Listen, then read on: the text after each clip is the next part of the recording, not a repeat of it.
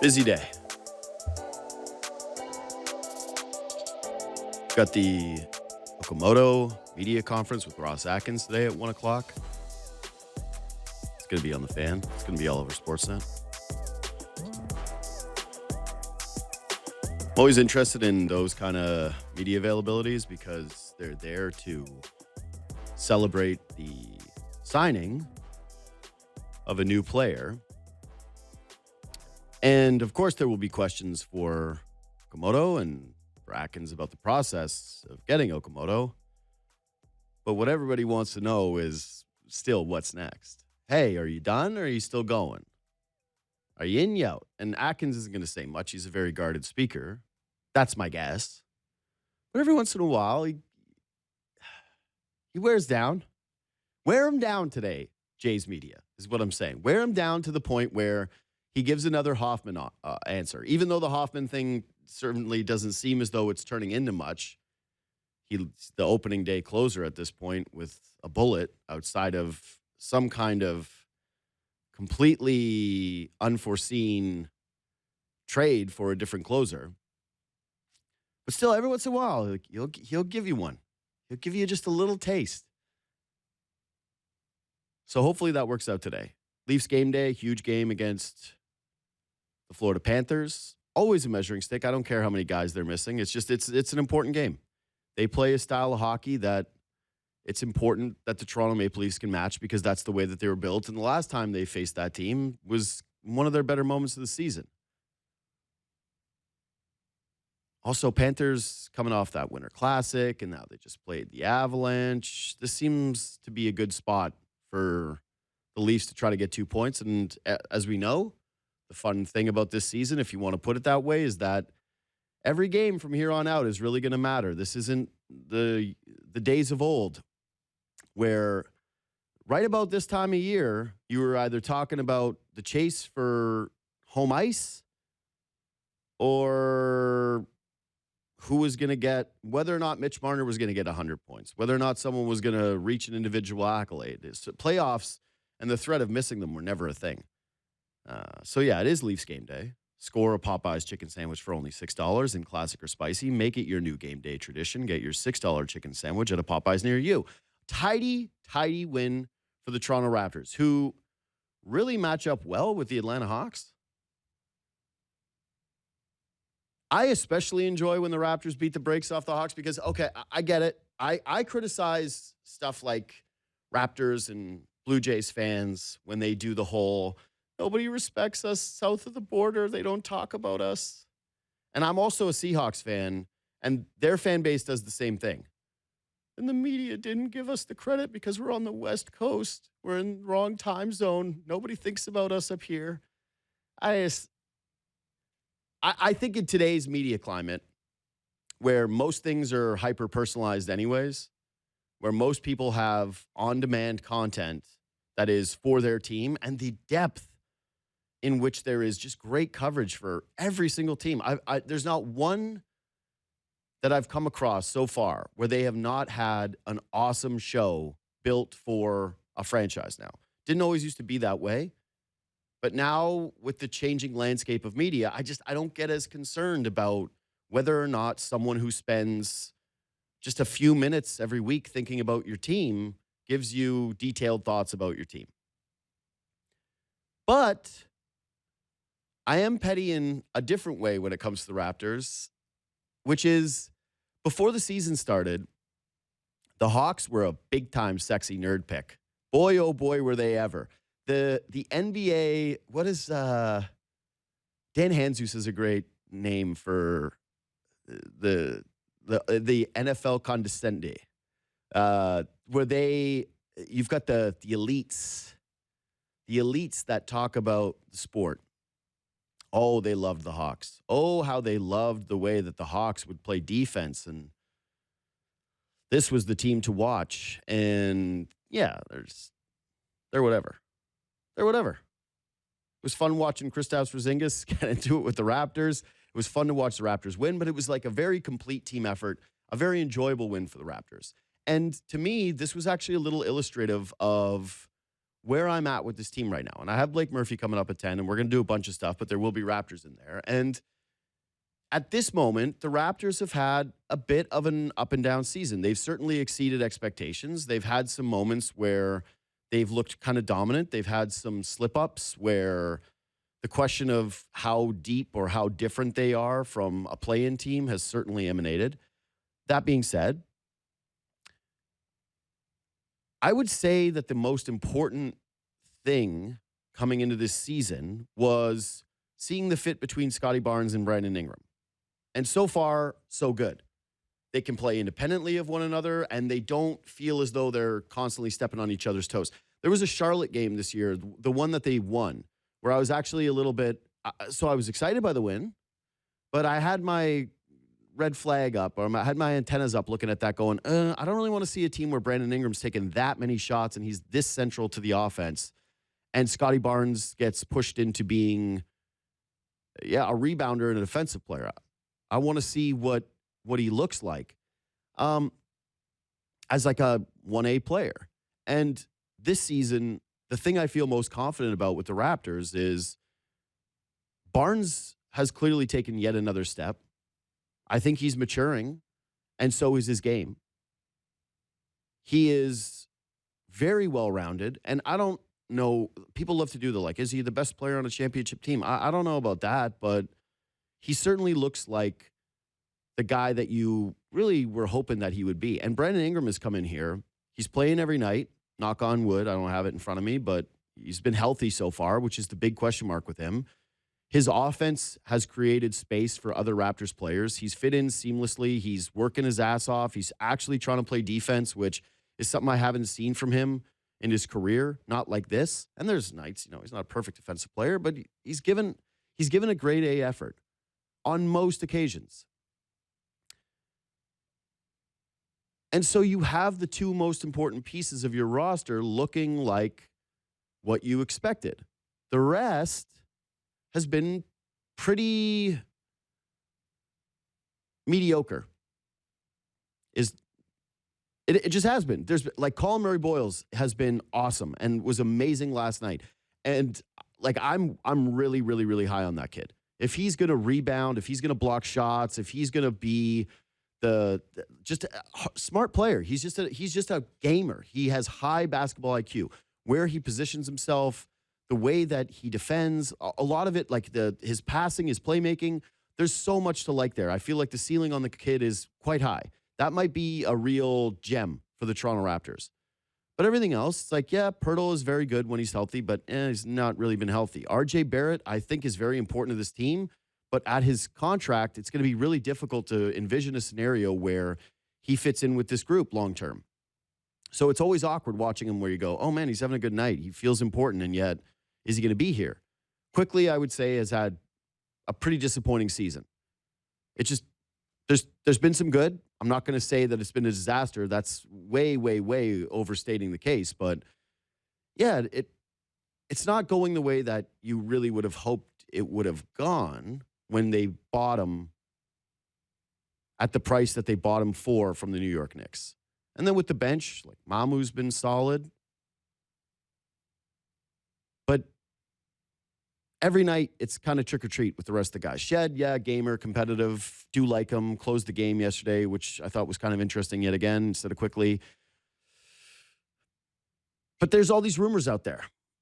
Hey, are the Raptors going to make a trade? Hey, Trae Young might go to Washington today. Hey, the AD trade that we've gone over a million times on the show. There's a lot of, hey, could Sabonis be out there? Hey, could Zach LaVine be out there? There's a lot of what I would say not interesting upgrades for me with the Raptors. They just made this Ingram trade where it was trying to buy low on a guy, and it's worked out for them. They want to be able to pay less than market value in the trade market for depreciating assets. That strategy I totally understand. And there does feel as though there's this added urgency with the Raptors because, again, they seem to have figured out having these two guys who complement each other well and who are playing, for both of them, some of the best ball of their careers, with the rest of the roster not really being perfect around them. But I watch a game like last night, and I think the message should be clear for the Raptors that be patient, be quick, but don't hurry. You're obviously going to have to try to maximize the careers of Brandon Ingram and Scotty Barnes, but they've got a lot of time left on their deals, and you're still very exploratory when it comes to the rest of your roster. I'm not overly high on certain players on this team in terms of them reaching a different ceiling and dramatically changing the outlook of the Raptors. But I think that the worst thing that they could do right now, given where they're at with the formula, is to try to rush it and bring in a guy like Trae Young or Anthony Davis, who I don't think materially changes the ceiling of the team, even if those guys are clearly additive players. Anyways, again, it is Leafs game day. It's the midway mark of the season. And so James Mirtle joins us to go over some of the biggest storylines of the first half and take a little bit of a look at the second half, which starts tonight. What's up, buddy? Is it too late to say Happy New Year? Yeah. Okay, I won't then. Yeah, it's a 6. You had quite a break there. That was yeah. You know, you're moving up in the industry when you don't have to work all the way through every single day through Christmas. So see, I would actually counter that with no, it's the opposite. It's actually the opposite because the big dogs work through the Christmas break. Like you don't stop for live events. If you're part of Hockey Night in Canada, you get your butt down there and you plunk yourself on a dais. If you're a part of the World Juniors, you're down there, you're on the dais. You're out reporting at a live event. They're sending you on a plane. They're asking you to be a part of the coverage team. For somebody like me, I have no import. So I go, hey, I'd like to disappear for a while. And they go, we won't even notice you're gone. See you later. When are you back? That's it. That's the way that it operates with me. Anyway, okay, so yeah, we're at the midway mark. So I want to go through a couple things. Story of the first half, most disappointing story of the first half, most underrated story of the first half. And then I have letter graded every Toronto Maple Leaf. And I've used a couple people. I bounced my grades off of people, and I got a little bit of pushback, so I'm curious to see what yours is going to be today. But I'll start with you. What, to you, is the story of the Maple Leafs' first half of their season? I don't know if I went too big picture on this on my homework here, but I just said the dramatic fall off of the team to the extent that there's been Berube watch like 20 games into the season. I think that's been the biggest story of the season so far. So I don't know if you wanted something more granular than that and like one particular player or something, but I think that's what we've been talking about basically since, I don't know, the first 5 games of the year, how bad they've looked, how much their record's fallen off, and I think sometimes people forget, we were talking about this team taking a step back, but no one was saying this isn't a playoff team or that they wouldn't have a chance to contend I didn't see anyone saying that this team was going to be where they are right now, basically. And that has to be the story of the year because it really changes the complexion of everything that's coming up next for them. No, I don't think it's too big picture because my biggest story of the season, I wrote down referendums. Because it's been a referendum on everything. Hey, a referendum, is Austin Matthews as great as he is? Is William Nylander a great cultural fit for this team? Is Craig Berube a good coach for this team? Is Brad Treliving the right guy to lead them to the future? Is the fan base still as engaged as they used to be? Is the blue line built well enough? Are they going to be able to get some actual longevity on the Chris Tanev contract? Was the Brandon Carlo trade a bust of a trade? You can go through the Leafs roster and basically there's 5 to 6 players where there hasn't been a referendum. Can Anthony Stolars and Joseph Woll stay healthy? Are they reliable? This entire season has been Leaf fans and media asking big picture questions about the future of the Toronto Maple Leafs. And that has been inspired by that lackluster play that has delivered them into what? Are they're second last in the Atlantic as of today? Behind and I think second last in the East, right? Or third last. Like they're down there. Here's what I would say though is I do this because it's important contextually to discuss them. But I will admit that the standings are so jumbled that it feels almost stupid to be looking at the standings and having serious conversations about them when it's like you win 2 games and you jump 4 teams, right? Like, look at those standings. There we go. Those are outrageous. But as you know, it's so hard to jump teams in the NHL with the way that the point system works. Sure. So while it looks close, making up 4 or 5 points can take you months to do that, even if you play well. Because even when teams are losing games, they're getting points, right? So it's so difficult. Anyway, I mean, but you have to do what Buffalo did, where you win 10 in a row, and then you can make up ground. But if you don't do that, it's a real slog to get up the standings. Yeah, so I think that we're on the same track with the same story, which is, yes, I think we're still very much on Berube watch. I talked about this with McKee the other day. I think that you listened to it, that the Savard firing actually, to me, only made the seat hotter for Berube. Like it didn't cool it down. It cooled it down from a standpoint of like they were winning games, and if they continue to do that, all's hunky dory. But that if it goes in the tank again for a stretch and they don't play very well, there's going to be, I would assume, added impetus on the front office to say, well, we did make one coaching change and we saw a bump in production with the power play. So what if it's the coaching change and it creates a larger shift with the hockey team, especially since one of the shifts as of late where they've been performing better over the Christmas break has been more puck possession. And it didn't go unnoticed by me when they asked Austin Matthews about his game recently, and he went, a little bit more possession. I went, oh, all right. Like, it says, I don't know, maybe that was nothing. Maybe that was something, but it was noticed. I was noticing. Anyway, I think that is the biggest story, though. The biggest story is just this group is very polarizing. They've been very disappointing in the first half, and everyone is on the table when it comes to conversations. Yeah.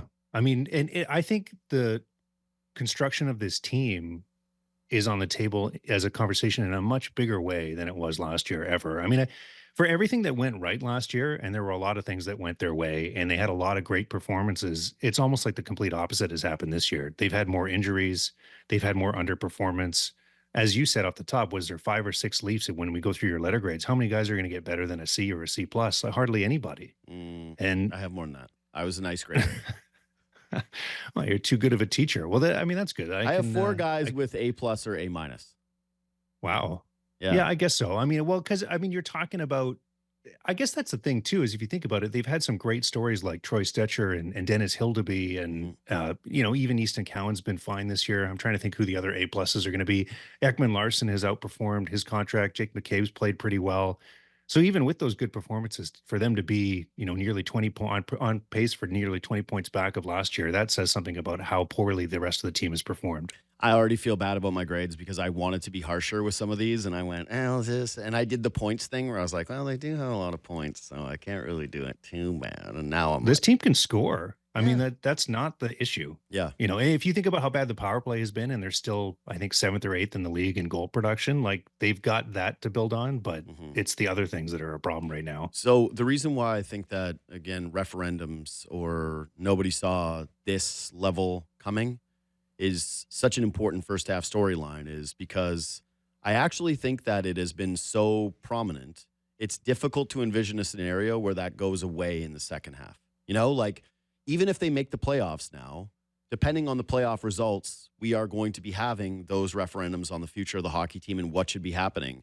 And I don't know what the bar of success would be that would completely eliminate that from people's minds, where they would say, you know what, Tree Living is the guy, Berube is the coach.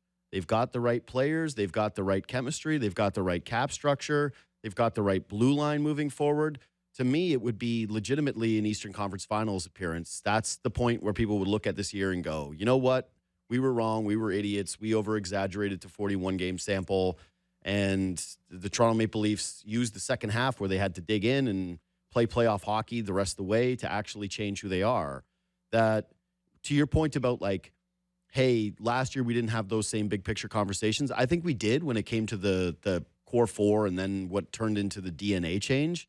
But yeah, I think that the difference with this one is this is the first time I can remember in a while where the regular season has felt as game to game when it comes to people trying to decide whether or not this is the right formula moving forward. Yeah, no, you're right. I mean, you almost have to go back to, there was the season where Babcock was fired that was kind of like this, where you had the David Ayers game late. But that was all about him, no?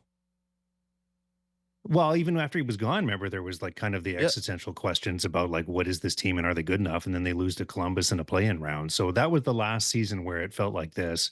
I think this month is going to be huge. They've got to cram in 16 games in 29 days here before the Olympic break, which is bizarre and crazy how difficult the schedule is. They're playing Colorado twice. They're playing Vegas twice. They're playing a lot of really good teams in the stretch. They're traveling out to the Western Conference twice in this condensed stint. And like, I think that they could live or die with what happens here. Right now, their chances of making the playoffs are like 35%. If they have a poor 16 games here, what are those odds going to be? They could go into the break where they got a 20% chance of making the playoffs, and the trade deadline is going to come up, within a couple of games after the Olympic break. They're going to have to decide what they're going to do. I can't see a world where they can be a buyer, and I don't think they're going to want to be a seller unless everything completely falls apart.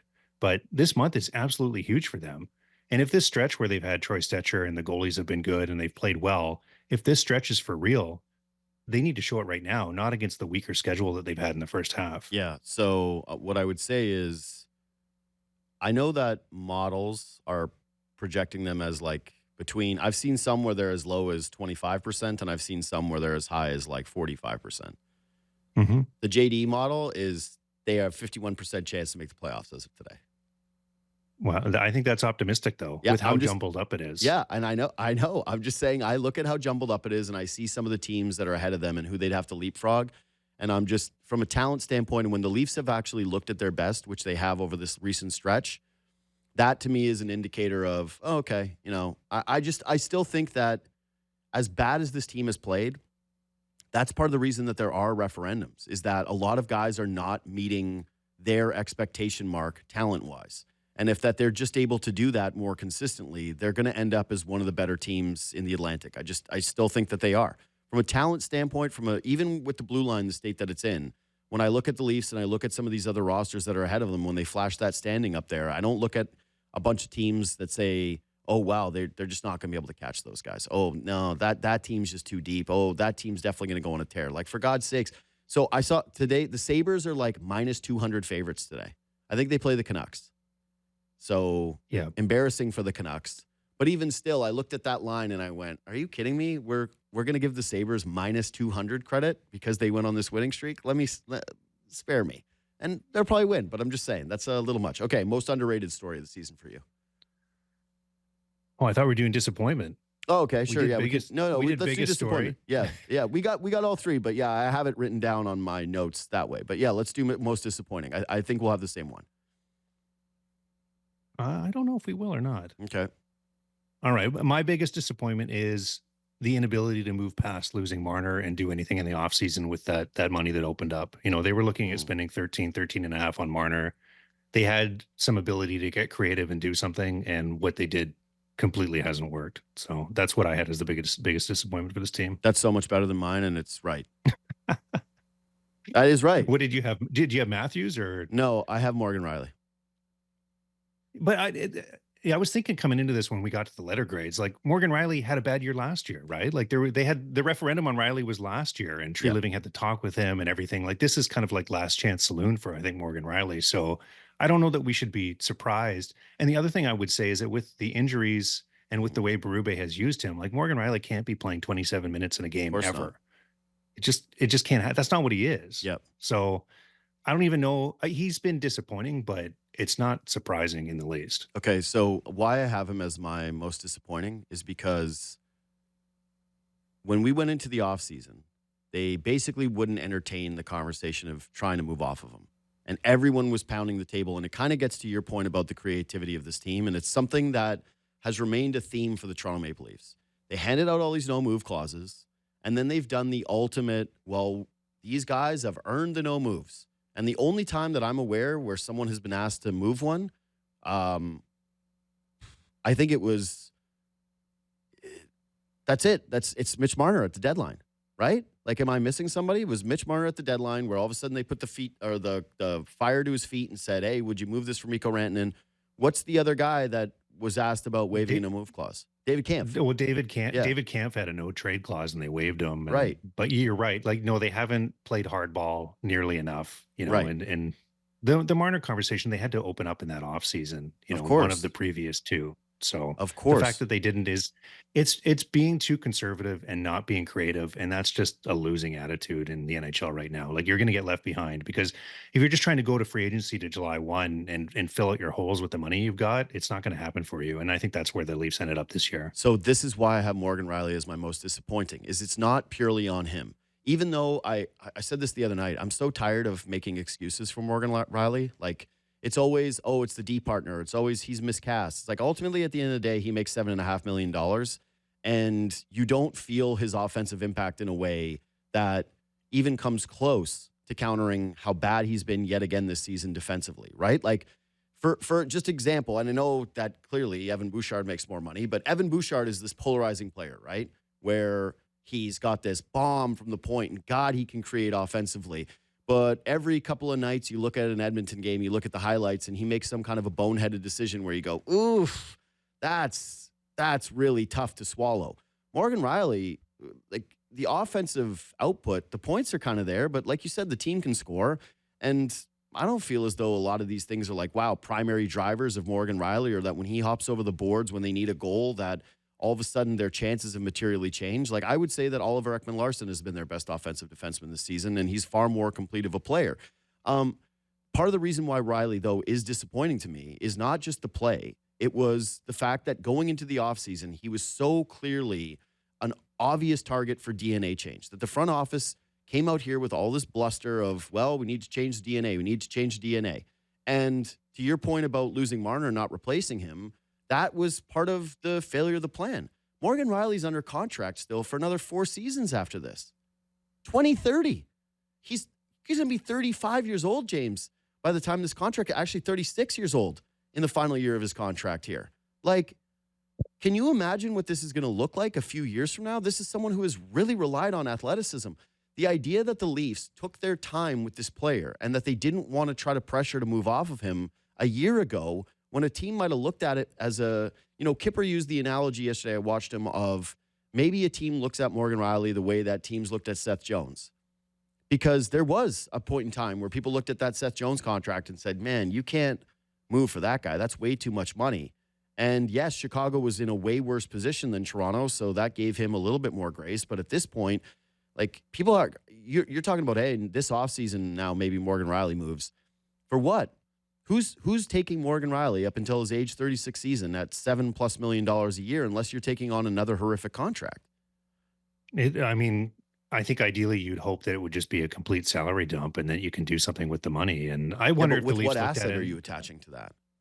Well, I don't know. I mean, that's what I said. I think the best hope is that you can just trade it clean. I mean, there's going to be a ton of teams with money with the way the cap is going up. So, and there's nothing available in free agency in terms of defense.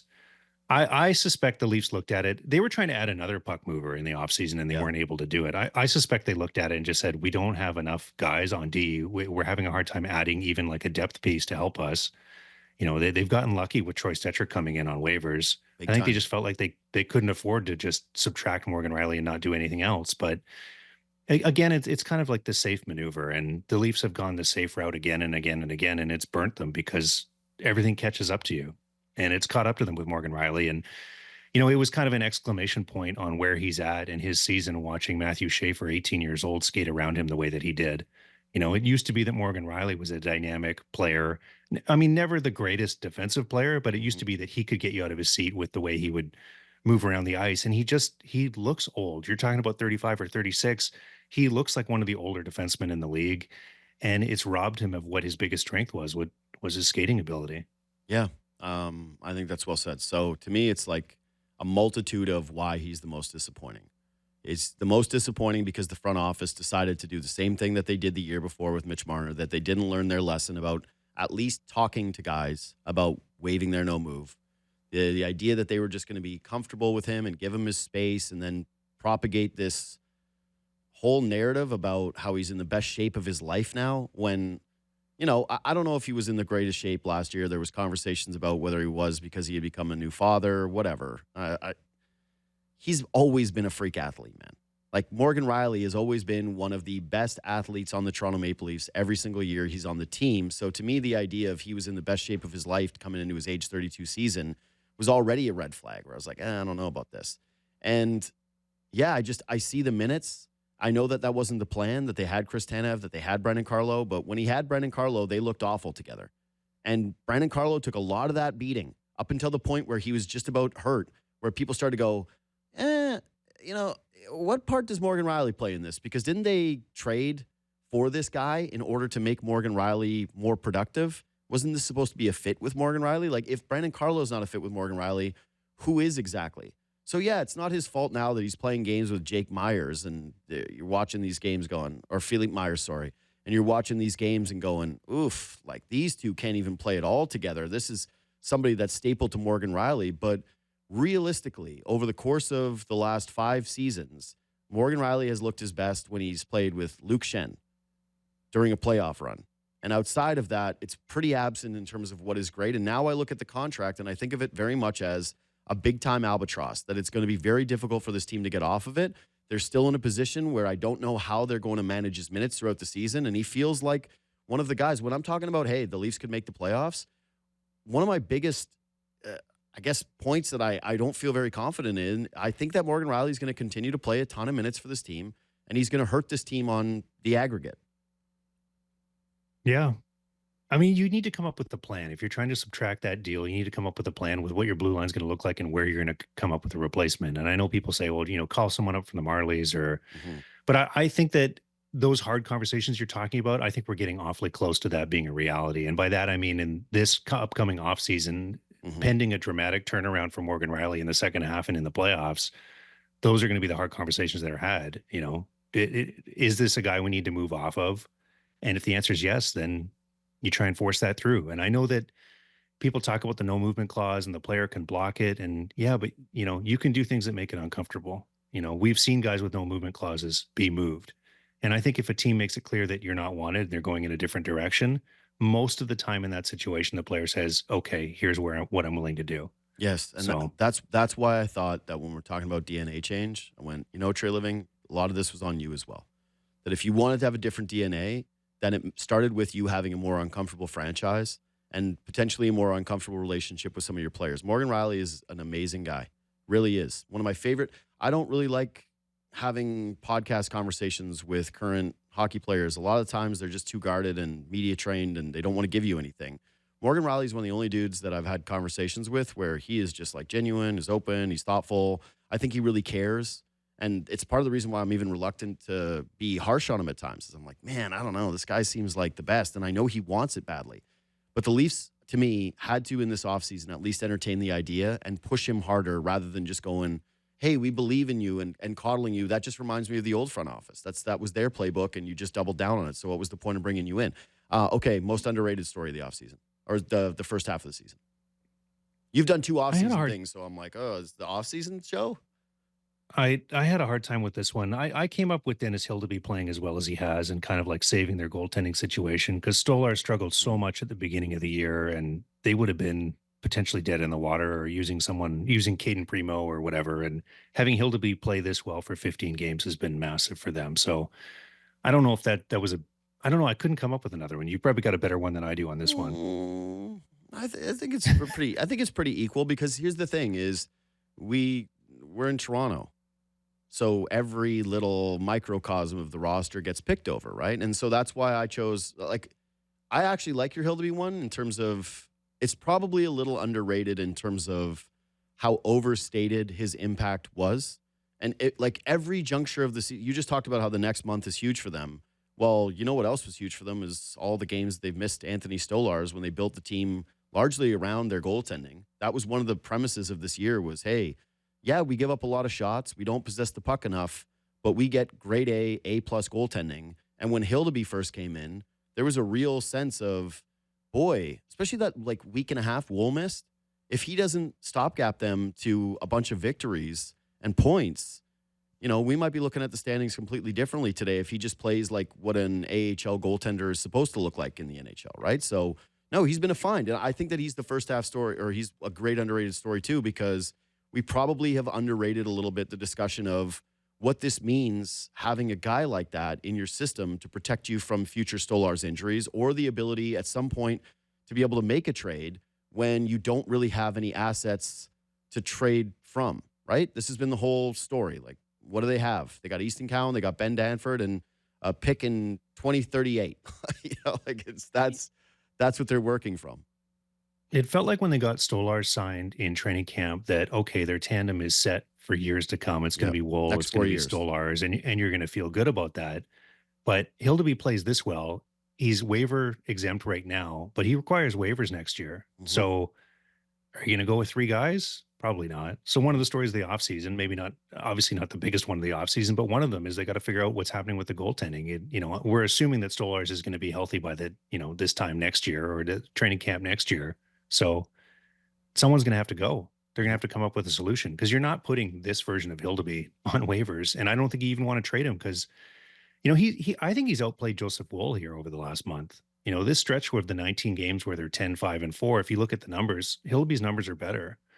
And not only are they better than Joseph Wool, they're better than a lot of goalies around the league. I think he's 13th or 14th in the underlying analytics, goal saved above expected. And the eye test matches that. Hildeby looks big. He looks athletic. He looks so much more poised than last year. And he's really young. Mm-hmm. So it looks like potentially they finally developed a goaltender. And I think he could potentially be a number one as well. Yes, so saved them from overtime the other night against Winnipeg, too. They signed him to that bargain contract, too. Mm-hmm. I mean, I think they got him on a 3-year deal for close to league minimum. So it's a lot of wins there. Yeah. Probably one of the best decisions the front office has made this year. Yep. I think that it's actually going to be a super tricky situation if and when they do move off of one of those guys. Because to me, you're not trading Wool. And on that Hildeby contract, if he continues to show you this, I don't know how you could make the case for moving off of him. But when does a team sign a goalie to a 4-year extension like Stolar's and then tries to move off of him? And then now, given the injuries, I don't know. Yeah, I don't know how that plays out unless he comes back and he's extremely good. And even then, if you're a team that's trading for a goaltender, you have to treat him the way that the Leafs do, which is that you got to have another guy who's really good. You can't just trade for Stolar's and say, well, this is our guy, right? Like if this was Edmonton for the Jari trade, you couldn't do the same thing saying, well, he's going to play a bunch of games because ultimately you're kind of hoping that he plays 32, right? Like somewhere in that range throughout the course of a season, and then maybe he's healthy for you in the playoffs. My most underrated story was Nick Robertson. Mm-hmm. That's a good one, too. I just didn't feel like he has gotten the same level of discourse as some of the other players. Like when I look through the roster and I look through the guys that have had good years, Nick Robertson to me has now unequivocally proven that he is a NHL player. And that wasn't obvious for a time. There was a real belief coming into this season that he should just be a San Jose Shark. He should just be the new Timothy Liljegren, go off into oblivion, go play for a bad team, score your 20 goals, but have them be meaningless and the whole world look at you and say, yeah, but this guy would never play in a playoff series and have any kind of impact. To me, the biggest story for him is not the point production because he's done that in small samples before, right? Like that's kind of been part of his game. He can get points. It's that he's played up and down the lineup. He's gotten a crack at actual top 6 minutes, but that he's been a better fit down the lineup this season as well. And yeah, he's had a few scratches and Berube has had his moments where he's been like disappointed in the player. But each time he's come back, it hasn't just been like the scratch and score thing where he gets a goal against a crappy Philadelphia team and then disappears for a week and a half. He's felt like a vital component to this team. He's felt dangerous all year. He's worked with multiple different players. I think that he's skating better. I think he's certainly stronger on his feet. Think about how many times he was falling down last year versus the amount that he falls down this season. Think about how many times he's actually been in on a cycle and has worked that effectively versus years past where he was just a player off the rush. He doesn't feel like as big of a liability defensively as he used to. And now I actually look at him and say, there's a path forward for him to be a piece of this Maple Leafs team in the future. Whereas if you would have asked me that in the offseason, it was a definitive no. I mean, even in training camp, we were talking about him getting moved and there being a logjam of too many forwards and what are they going to do? And, they moved Camp and then there was the injury to Lawton and that kind of punched a little bit of a hole for Robertson. But there was word emanating out of his camp that he wanted out in training camp and early in the season. And yeah, but even this season, there was talk of that. It's not like he came into this year and it's like, okay, Marner's gone. There's going to be a role for me in the top 9. I'm going to get some power play 2 time. And, there was a little bit of that optimism in the offseason when they didn't find a replacement for Marner, but training camp, it was bleak with him and he was frustrated. And I think it's a credit to the player that he's managed to play this well with kind of this cloud hanging over him. And, he's had the healthy scratches, but there's only been 2 of them. I mean, he's played 39 games. Mm-hmm. Just looking at his numbers, he's on pace. He'll be right up close to 20 goals on this pace and 40 points. And that's a big jump from where he's been in the past. He's looked like at least a top 9 player and at times a top 6 player. And Berube was asked about Robertson, I believe, after the Islanders game, and he heaped praise on him. And that hasn't always been the case with, most of the coaches that have had Robertson. And I think they can see the benefit to what he can bring. And the thing I like, all the things you talked about, you look at some of his underlying numbers in the analytics, defensively, he's not a liability. And he's gotten a lot better in that area. And he's not turning over the puck in bad areas. And he's not making no-hope plays. and he's always had the skill set in terms of the work ethic and his skating ability and his shot. And it just seems like he's putting some of those things together now. Okay, so it's time for me to do my letter grades, and you tell me whether or not I was too harsh or too kind. Basically, if you think that I'm on the mark with these things. I will say that the formula for this was largely gut. I just went with my gut when I saw the names, and I went, here's the grades. And then I did my research after of kind of like looking into more stuff and really thinking about it deeper. And I made adjustments, but none of the adjustments were actually huge. I think the biggest swing was one guy who went down, what would I would say, not 2 letter grades, but from a plus to a minus. Like only 2 little spots. Like, so it's like, it's all there, D minus, D plus, all the way up to A plus. Okay, so first of all, I have the incompletes. Tanev, Stolars, Mermis, Akhtiamov, Thrun, Quillen, Primo, Benning. Primo. Well, I think we can give Primo an F, no? I know. Yeah, I guess that was an F. Thought about that too. F, Philippe Myers, Simon Benoit, Calle Yarncroke. Yeah, I don't have any quibbles there. I'm surprised. I thought maybe you were going to put Riley there, to be honest, given the way our conversation's gone. Well, yeah, I'll get to the Riley of it all in terms of what I have his letter grade as, and I'll explain it out, even though he's the most disappointing. I just think like Myers obviously has not looked like an NHL defenseman. It's now to the point where I feel bad for him. It's just, hey man, don't be here. This is not good for you. Simon Benoit, I would say from where we were at last year in the playoffs to where we're at right now, there has not been a greater drop for any individual on the Maple Leafs, where it felt like, oh, wow, this guy's actually making an impact and he's a physical piece of the team, to, yeah, they could trade him for nothing tomorrow, and I don't think anyone would bat an eye. And Calle Yarncroke's most exciting moment of the season, outside of, he scored 3 goals to start the year, 3 consecutive games. He has 2 since then, -7. Most memorable moment was when we thought he was going to go play in Europe during the season. So yes, I was on this show that morning. Yeah. And I didn't know what was going on. And yes. we were talking about it. I think he is going to go play in Europe, but it might be next year. So I just mean like you're an F. You're an F if a rumor emanated that you might be leaving this year for Europe was on the table. And everyone cheered. Well, and everyone, like, people thought, is this possible? Could this actually happen? So yeah, he's an F. D minus, Brendan Carlo. 18 games played. Yeah. He was awful when he was in. He gave Hal Gill vibes. And again, some of this is measured against what the expectation was. They traded significant pieces to get him. Fraser Minton's having this awesome year. I'm sorry, but that's a part of this. And that's not all Brandon Carlo's fault. And he's also played with Morgan Riley, but he looked stiff. He looked slow. He didn't look like an impact player. He looked like a bottom 6 guy.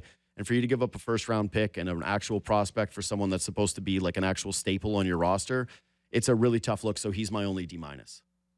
The only caveat I would say with Carlo is I don't know how healthy he's been even when he was playing. So I think he's been playing through all kinds of stuff. So you have to hope. It sounds like he's playing tonight, right? It sounds like he's going to get into the lineup. Yep. So you have to hope that he looks a lot better than he did when he now that he's had the break and he's had the surgery and everything. D plus Max Domi. Only D plus. Yeah, Domi's had a really tough season. Mm-hmm. I think, yeah. I don't know. I would probably go with just D. You think about you're kind of like scared when Domi's on the ice right now. I think he's being overused. I wouldn't play him on 3-on-3 ever again. You can't trust his decision making. I guess the only caveat to that one is that the chemistry he's had with Matthews gives you some reasonable hope that maybe he can turn it around here. That's why this is going on. I mean, Domi. Yeah, well, there you go. Domi had a tough year last year too. Mm-hmm. I mean, in the playoffs, he gets you a couple big goals.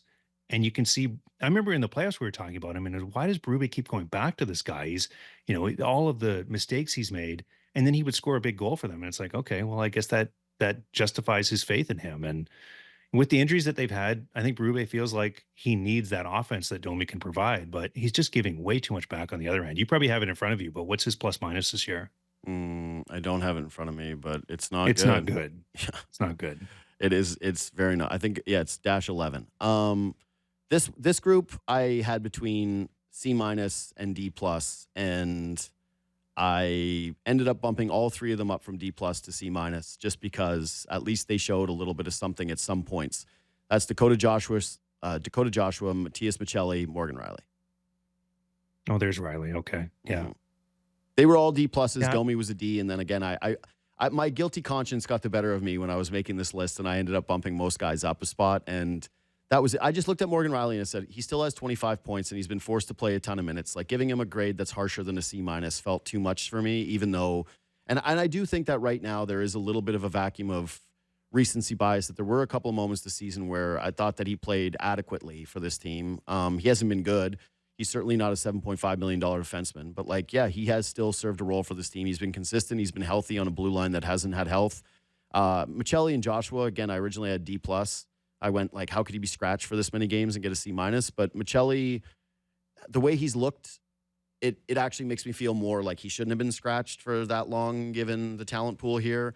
And with Dakota Joshua, it was like, I can't forget the first 25 games where he just was a complete zero non-factor. So he gets a little bit of a bump because of the stretch of play that he had recently where he looked like more of an impact guy, but it's a solid C- for all these guys. I think both of Michelli and Joshua, the contract and the fact that they were supposed to be part of the solution with that cap space that they had, that has to factor in as well. I mean, Joshua, if Joshua was making 1.5 and he's on your fourth line, you're fine with it. But he's making over 3 million. He's got term on his deal. Like they needed him to be more of a difference maker, and he hasn't been able to do it. C+, Steven Lorentz. That's it. No conversation needed.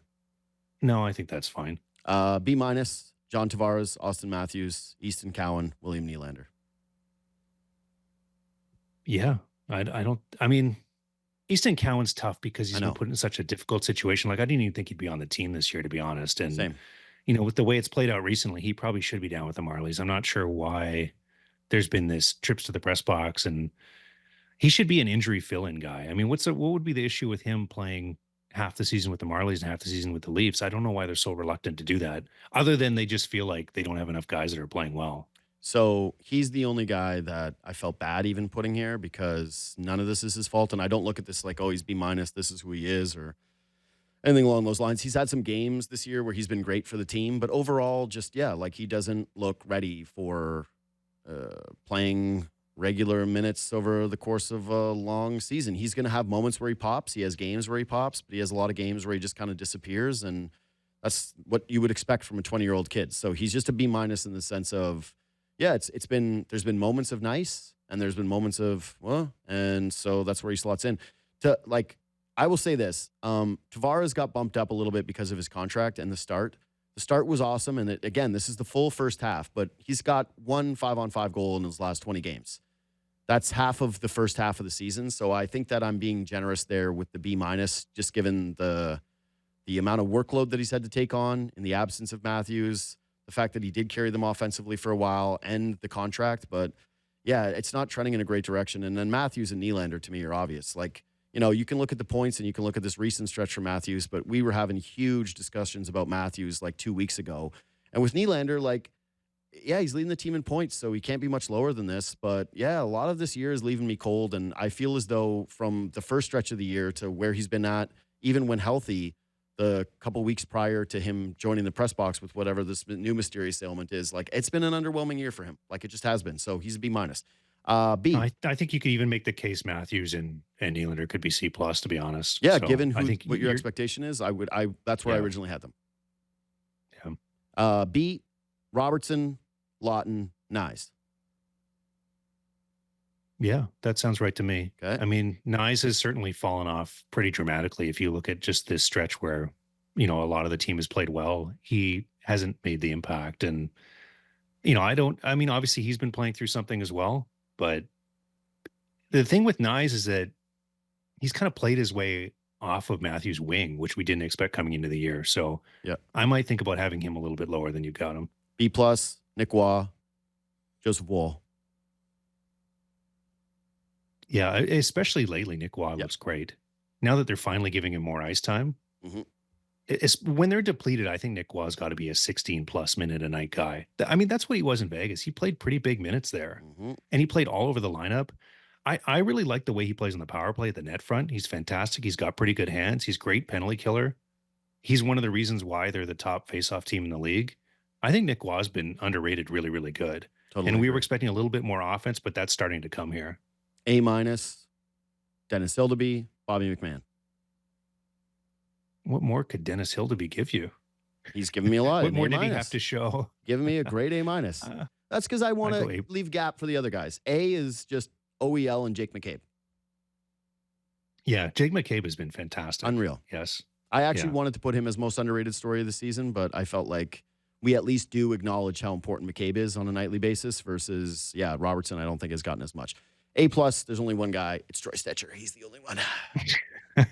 This whole exercise was just to end there. Yeah, it was. That's why you started at the bottom and went up, and that's why you wanted to do the letter grades. You got it. There's no conversation needed. Everybody gets it. If they don't sign Troy Stecher, the season's probably over at this point.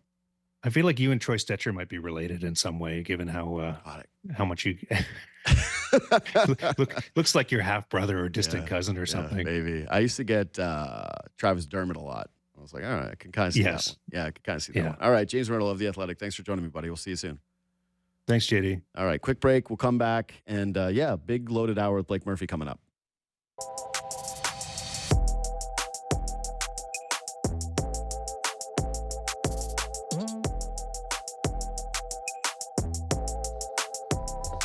Welcome to the show, Blake Murphy, wearing his Jacksonville Jaguars hat. Hey. Big Jags guy. Raptors just waived Mo Bamba. I'm assuming we're doing the whole hour on that. Yeah. I'm shocked that didn't work. I mean, it's just because the contract guarantee date is tomorrow, but yeah. Yeah. You know, I love my G League boys. What a run for Mo Bamba. Yeah. What a run. I can't believe there were actually people in the greater NBA universe tweeting about this. Like I saw Kevin O'Connor hadn't thought on it. I went, whoa. Maybe Mo Bamba's up to something that I'm not aware of, but yeah, I thought that we had already decided on that guy. So yeah, Raptors hunt for a center continues. Before we do Raps, you don't get a ton of time always to do the other sports. Put your phone away. I got to tweet the Mo Bamba news out. Oh, God. If the world doesn't have Blake Murphy tweeting about Mo Bamba, you think there's a guy with Raptors 905 alerts on you? I'm serious. Yeah, though, there definitely are. Like, I'll get questions like, hey, is Chucky Hepburn playing tonight? I'm like, I don't know, man. His knee's sore. We'll find out when the starting lineup comes out. He's in there or not. Yeah.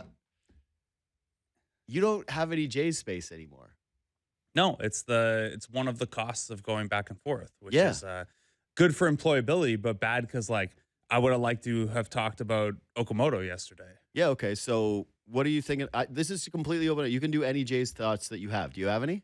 Yeah, I mean, I have lots. Yeah, I think. What do you want to share, I guess? Yeah, I mean, the Okamoto one is, and I touched on this back on Jays Talk Plus when these guys were getting kicked around. Like, I think it makes sense. I think I went and dug up some texts I had with BNS from November and was like, I think Okamoto's like way more a Jays style than some of the other guys. Like the fit. Yeah. Very curious. Some of the like scout types are like arguing about his defensive utility. Like Jeff Ponce of Baseball America, who's both of our guy, is like, oh, I've heard 70 grade at first base and like pretty good at third. And then other people are like, you should probably play first base. So, I have yet to see a person that says that he's going to be able to play third base credibly. Yeah, like at a like above average level, which is interesting for a team that really covets defense. So like offensively, he's clearly a big time fit. With the doesn't strike out, good contact, has enough power to matter. Yeah. But if he's a first baseman, you've got Okamoto, Vlad, Santander, Springer trying to occupy 3 spots, and someone will get hurt and it'll work itself out for parts of the year. But you're banking on that defensive utility. So I'm interested to hear what Atkins' take is on it today at 1:00 when they talk to him. And then I think my other thing is like if they are able to still land one of Bichette or Tucker or Bregman, if you really care about that, but I think Bichette or Tucker are probably Bregman, likelier. I think, is out now. Yeah, if you are able to land one of those, this is one of like the coolest Toronto sports off seasons. Like they went out and signed in 2013. So take of that what you will. Yeah, sure. But it's like it really does feel like the AJ Burnett, Troy Gloss, BJ Ryan year. If you want to get even worse, something like that. Yeah, I think 06. It's cool. They lost in Game 7 of the World Series and didn't do the rest on the laurels and went out and got arguably the top free agent pitcher, spent real money on a Japanese import who is, there are some question marks, but you went out and we've heard for a decade about their presence in the Pacific Rim. But then now I was joking about this with Ennis on the phone in private, how part of this signing was that they've spent so much money there that they've gone like, well, we got to do something. And some guy overextended it, being like, this is the guy. We need this guy because he needed to maintain his job. They were siphoning so much money over there that they went like, all right, we got to see some proof of concept because we missed out on Roki Sasaki. We haven't signed anybody from over here yet. So let's do a thing. And they got Okamoto. So I like the Okamoto signing for the reasons that you said. Yeah. I didn't know who he was. I wasn't having conversations with BNS, 2 months ago about this guy. I had no idea. I was still processing the Blue Jays loss and just very hyper-focused on them getting Bichette or Tucker. Yeah.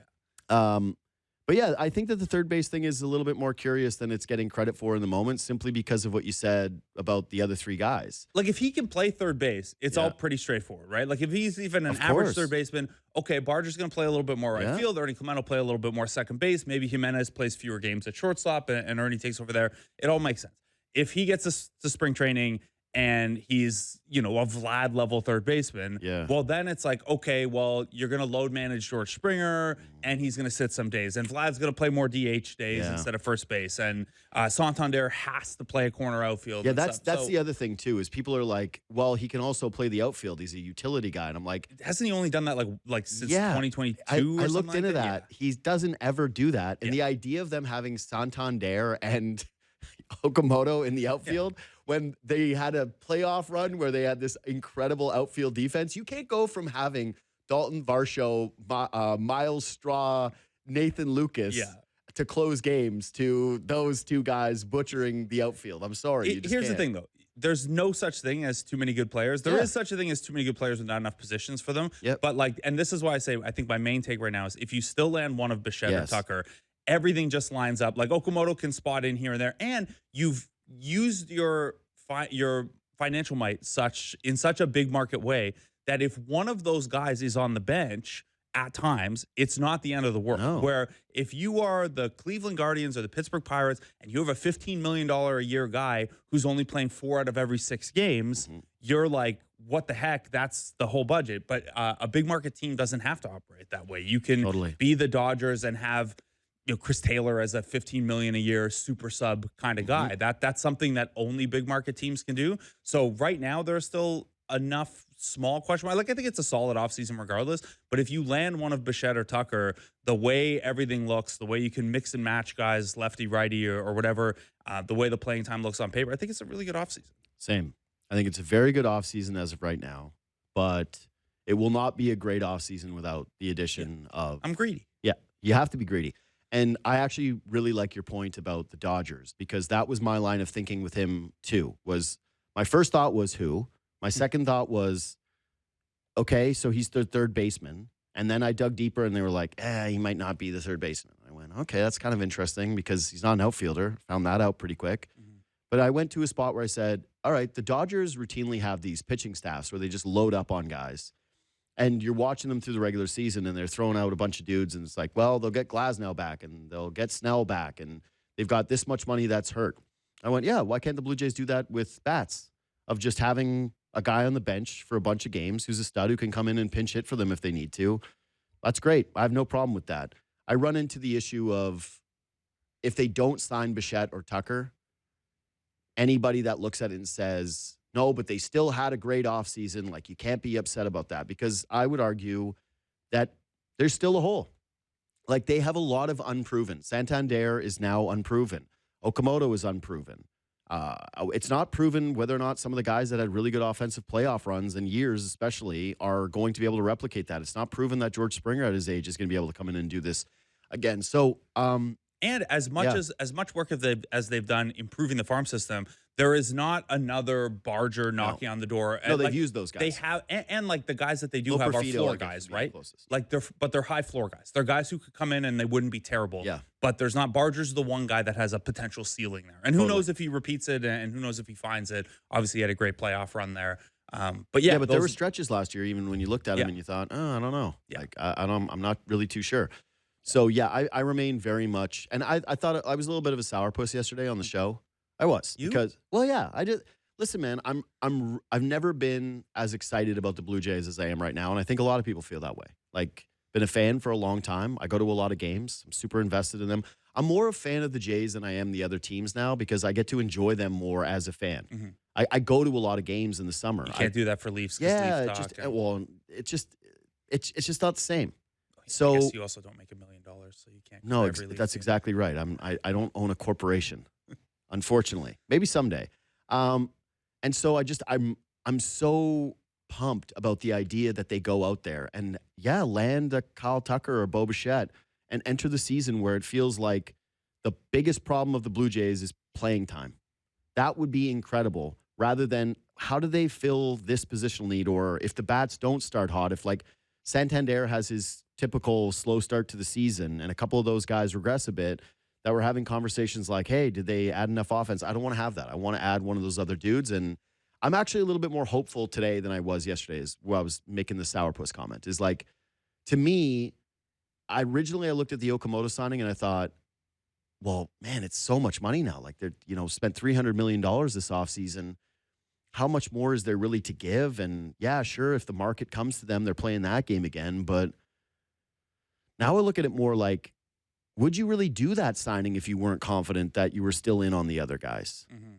I don't know. I'm more a believer that they could still get Bichette, or especially weirdly more Bichette now than Tucker, just from the standpoint of, you see stuff like the Yankees are out on Bo Bichette, and his market doesn't look very firm in a lot of places. And I could just see a scenario where he decides to try to rebuild his value, and it becomes like a Pete Alonso kind of deal, where he's like, you know what, I like it here. I want to run it back here. I got unfinished business here. Give me some opt-outs. Give me a 3-year deal where I can decide to be a free agent again, but give me a bunch of money up front. I don't know. That's something I don't think that the Blue Jays would totally dismiss. No, I'd do that. If he wanted, use the Bregman deal as an example, I think you jump on that. And you'd rather have the guy long-term, but this front office for so long has been about flexibility. Yep. They have a ton of money coming off the books again next year, with some of it with Springer and Gausman and a couple other guys coming off the books.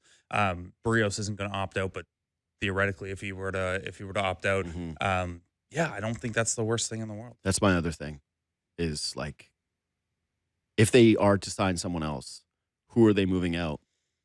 And can they get off the Barrios money, or a good chunk of it? Could they get off of Santander? Potentially. Like, if you bring in Kyle Tucker, I think that really does open the door for a serious Santander conversation. Yeah, and with the amount of deferrals and stuff like that, it's like, would someone take? What are you paying him? And honestly, I was thinking about that too. Is maybe Kyle Tucker and Bo Bichette, it ends up being that way, where Santander went in the free agent market last year, and I know, different story, different age, all that, but it went from Santander is the premium power bat in the market, like him and Alonso, depending on how you felt about it, to him going to the Jays being like, you can pay me whenever. Yeah. Just whenever you got the money, just hand it over then. It's like, yeah, sure. 2046, I'll take it then. Yeah, that's fine. Stack of IOUs. Yeah, every paycheck, that's how you got the same ESAP that we get. It's just buy Rogers Class B shares. Yeah, that's great. So, all right, Raptors stuff. I asked you to do a Raptors resolution. I have one too, but I'm going to bring you in on the take that I had from the start of the show, which is, there's a feeling of urgency with me with the Raptors, in the sense of Barnes and Ingram have worked out better than I would say most people anticipated at this point of the year. Barnes looks excellent. Mm-hmm. There are moments every game now where I watch Scotty Barnes, I'm like, damn, where are you in the league right now in terms of import, with the defense and the rebounding? And they're a team that does not rebound well, and you look at his import to that area of the game for this team, and then he's making plays, and he still has some of his warts, but overall, I don't know how different the numbers are from a year ago, but the eye test is he's actually taken a bit of a dramatic leap for me, and maturity-wise too. Mm-hmm. Ingram has been a great fit, and same thing, the game's not perfect, but ultimately, he looks very much like a guy the Raptors needed. He creates space for other people, and he's completely bought into the Raptors. He didn't get the money, and it's some nights this, some nights that. It's been pretty consistent effort and buy-in throughout the course of his Raptors tenure. The rest of the roster around them, outside of Colin Murray-Boyles, I'm not sure there's another piece that I would say this guy has to be on the team moving forward. And maybe Jamal Shed category would be because he makes the minimum. Yeah, it's but how would you ever find value like that? But, right. But ultimately, I don't look at the rest of the roster and say, man, I'm so optimistic about other guys here hitting a different kind of ceiling. And so I look at that and say, all right, you found the most important pieces, but now how do you build around those two guys? There feels like an urgency. But when I look at the trade market now, I don't see anything that tells me the Raptors should be making a move. I don't look at Trae Young and say, what, he's going to go to the Wizards for CJ McCollum? You got to... Nah. That them trying to replicate the idea that they used to acquire Brandon Ingram, which is buy low, right now would actually be a mistake, because the Raptors still have everything at their disposal. They've got all their young players. They've got all their picks. I'm sitting and waiting even though it feels more urgent with your best two players and in a watered down East. Like I watched Pistons Knicks yesterday too, because it was across from the Raptors. So I was like flipping back from both games. Knicks got their brains beaten in. Pistons on the second night of back-to-back down a couple guys too. No Durant. So I'm looking at that and I'm saying, it's open. It's open. Not that you would win a championship, maybe not that you would end up in even a conference finals, but God, you could be sort of a compelling team with the right couple lever pulls around these guys. And yet there's not a trade that I've looked at, whether it's been Anthony Davis or Trae Young or, I know John Morant's way more pipe dreamy in terms of like, I just don't think the Raptors would make a move like that. Not, I want him so badly. But yeah, Sabonis, there's just no guy out there right now that I look at and say, oh yeah, the Raptors have the right pieces and it would be the right ad at this moment. So kind of like a weird, frustrating time for them. Yeah, and I get it. Yeah, like I get what you're saying. On the one hand, you should be a little more urgent. East is open. The most important things are clicking, but the urgency lever does not look that attractive right now. And I would say you laid out a case where they have this, and this. They have all the draft picks. They have those things going for them. The one thing they don't have going for them is salary flexibility. Yeah. And that's in part because everyone's got paid already. RJ's going to need a new deal in the offseason. Otherwise, I don't think you want to take him into the season lame duck. And the Jakob Poeltl extension will eventually kick in. So the one thing you have to be careful of that you didn't really have to be careful of with Brandon Ingram, because you traded expirings for him and you knew you had this band of flexibility to work with, that's gone now. So if you take on Trae Young and he picks up $49 million next year and you're not certain that that's an Eastern Conference Finals team and you don't want to have a huge luxury tax bill, that is something. And I know fans hate hearing about the financial stuff, but flexibility wise and pragmatically, they're going to consider something like that. So if you are, I know everyone loves throwing IQ in a trade machine for Trae Young, and suddenly you're up $17 million extra for next year, that has to work out somewhere else. And it's not all just, the cap's going up. So that's one thing to consider. With Trae Young specifically, and I got asked about it a bunch yesterday, obviously, because he's here and the rumors are out there.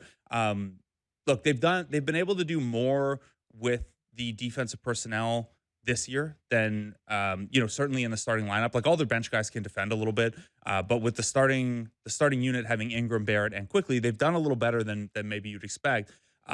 If you swap out Quickly, who is just okay defensively, for Trae Young, I don't know that that's tenable. And Trae Young and Brandon Ingram play at like dramatically different tempos. Right? Like Trae Young wants to be moving. He wants a lot of pick and roll. He wants to push. He wants to zip around. And the Raptors do a lot of good stuff in transition. But I'm talking about tempo in the half court too. Whereas Brandon Ingram is a slow everything down, survey the field, get me the ball on my cross screen. I'm going to ISO. And if I pass, it's because something developed me manipulating the defense. It's not a snap, react. So, they could figure it out. But I don't think Trae Young is the guy for that necessarily. I also think you'd probably have to sweeten that. Like it wouldn't just be IQ and Trae Young. Well, I'm curious about that though too, because the contract that's looming with Trae Young, because that's the most compelling case to me. Is would you just trade Quickly for Trae Young? Yeah. Would you just do that? You have to kick something else in to make it all work. Yeah, money wise. Yeah. But okay, what's that? Like a Ochai? Yeah. So I don't know if you had to give up a first round pick, the answer would be an automatic no. But then I looked at the Wizards thing and I went, well, the Wizards aren't giving up picks for Trae Young. Yeah, maybe one. But if you're the Wizards, my God, you're really going to move off of a draft pick? Like they have OKC's pick this year. Yeah. Okay, so like the 29th or 30th pick in the draft, maybe? And the Raptors pick this year, you kind of could be looking at that and saying, well, you're anticipating being very good, but I'm not doing that this year. Like the draft's too good and the East is too muddy. Right. You could flip from being 4th to 9th very quickly. Right now, I would say I would pick the Raptors to avoid the play-in. Yeah. But we're talking about a 3-game losing streak, and they're back, or the Cavs figuring it out. One Barnes injury, one Ingram injury. And you're back in the play-in, and then, you leave it up to, obviously you can protect it. You can do a top 10 protection or whatever. Sure. But, I don't think, it's not like when they were in the championship window and it's like, trading for Brandon Carlo, then you're like, 5 is fine. Yeah. Yeah. Yikes. So it's not like you're trading away the 27th pick. Anyway, this is look, someone is going to become available, and you can't sit on all your assets forever waiting for Kawhi to become available again. You have to be strategic in the way they've been strategic and been like a 10% improvement, a 20% improvement. Eventually that'll get us from bad to okay to good, and good is the closest place to great. That has been their philosophy this entire, like all through the Kyle DeMar era, since they decided not to blow it up, that being good is the closest you could possibly be to being great. and that's an important place to be. And I think they've mostly got back there now. So were I to give a resolution, which is what you asked, is, I think not even by the end of the year, I think by July 1st, probably when things open up, you should know what that piece is going to be or what that move is going to be that takes you to great. I don't think it's Trae Young. No. I don't think it's Domantas Sabonis, who's injured now anyway, and is probably might be injured through the deadline, which kills that anyway. I don't know who it is right now, but I know that they're still a move or a piece away from making that jump to great. It's been awesome that they're in that spot, and so how quickly we turn the page to like, okay, what's the next thing? What's the next thing? But yeah, I think by 2026 is kind of, when I was on with you and we set up this season, one of the kind of stories we set up was, either who's the odd man out or like, once you're sure that things are good, what is the next step? And I think, they've found out a lot over these first 35 games, and now 2026 will be about identifying and taking that next jump. It doesn't have to be right now, but by the summer, you probably have to have a good idea of it. So I have one pretty good idea of it right now, which is when I was thinking about the Trae Youngs and the ADs, part of me went, okay, well, these aren't the right guys. But then I thought to myself, well, how many guys would be the quote unquote right guy to all of a sudden dramatically change the ceiling of this team? It's like the Giannis tier of player, right? To me, the Raptors are actually not in a position where they should be trying to consolidate multiple assets in order to acquire one player, because they're not at that position of their team. What they need to be doing is better building out their depth. They need to, when you're talking about finding out some of those guys moving forward, they need to make a move. Like, two things can be true at once. At some point here, they're clearly in they're at a crossroads with some of these guys on the roster. Like, the RJ Barrett decision to me is extremely fascinating because I think they need to be deeper, and he's one of their most reliable depth guys. But I don't know if you can pay him what he's going to want to get paid. This is the thing. He's looked like probably Ingram's really good, but in terms of like on off and how they look when he's out and stuff like that, RJ's like arguably looked like their second most important player after Barnes. Unbelievably important to this team. So I don't. And he makes less than the rest of the starters now. Right, but what will he make moving forward? Like, what is going to be the ask? And I honestly have no idea what you do with RJ Barrett unless there is an obvious trade where another team says, we actually really like him and we want him on our team. We think he's additive. Here's a couple of pieces to get RJ Barrett that might actually extend your depth, whatever. It's almost the OG trade again. You turn OG into two pieces. Yeah, that's you turn RJ exactly into right. two pieces. That's exactly right. But for the Raptors, I just don't think that they're deep enough. They've got a lot of guys, but they don't have a lot of guys that I'm looking at every night being like, ooh, yes, he's in right now. They just don't. Yeah, one of the backup twos has to stick, right? Like one of Jacoby, Grady, and Ochai, and it's not going to be Ochai. He's going to be off the roster by the trade deadline. I'm fair, like in some trade scenario where they add a guy. They played or him 6 minutes last night. Yeah, he's gonna be the odd guy out because he's the closest to free agency and they were the least invested in him. But one of those guys has to stick, and it has to be clear that Jacoby's ahead of Grady or Grady's ahead of Jacoby or whatever it is. That's one piece of figuring that out. And this is my resolution for the Raptors. Pick one of those guys and stick with them and give them real runway. And the guy is Grady Dick. Armin's a huge Jacoby Walter guy. He's like ranting and raving about Jacoby Walter every day. He's like, oh, he's so good. The defense, blah, blah, blah. One of my least favorite things watching a Raptors game is when Jacoby Walter is open. When they're like, he's open from three, I'm like, oh, damn it. It's going to clang. Isn't he shooting like 39% on threes? Can you bring it up, Armin? He's fine. I I don't like his game. I just don't like his offensive package, and I just don't look at him and say, like, this is the guy. Grady Dick, yesterday I'm watching him play, and he's getting his minutes, and all of a sudden he's getting a couple of steals. And, like, yes, again, Jacoby Walters had a fine season. But when I look at the ceiling of the two guys, Grady Dick is clearly never going to be the same defensive player that Jacoby Walter is. But he's somebody who, when he's creating a shot for himself and he's playing with confidence, I'm like, okay, this is a guy. And yesterday he was disruptive, making some of those steals. He's going to get blown by. There's going to be tough opportunities with it. But one of my strongest feels with him is you got to find out who he is. And I feel as though they have found out a little bit more of who Jacoby Walter is than Grady Dick, where it's like this guy, when they've removed the playing time, has looked not very confident. When he's shooting threes, it's been ugly. Like, what's he this year? 32%? Like, I think like Grady. Both yesterday. But he is really hot from corner threes, which is like when you're talking about floor spacers, I don't care what the numbers are with Jacoby Walter versus Grady Dick this season in terms of an open three. If you're telling me that you're betting your life on one of those two guys with an open look knocking one down. It's Grady Dick. Well, it's also, when we talk about spacing, it's not your 3-point percentage. Like, obviously that's important, but it's how defenses react to you that creates the spacing. And teams still chase their tail trying to keep Grady off the 3-point line. Whereas Jacoby is, okay, if he hits that, that's fine. Like, if he hits a wing 3 and he's 36% on those and 40% for the corner, teams are okay with that. In the same way the Raptors will, help off the top if it's, I don't know, Dyson Daniels last night open that you leave up and it's to send help to Jalen Johnson. Like, teams will do that to Jacoby. They're not doing that to Grady Dick. So, and it's been such a fascinating year for him for Grady Dick, where you see the passing, you see the attack a closeout. The defense is never going to be good, but he's gotten better at being effortful and using, like, he's a big dude. So it's not, he got on the ground a couple of times. And it's not like when Matt Thomas was here where, like, there's also a size issue. At least he's big. He can get in the way.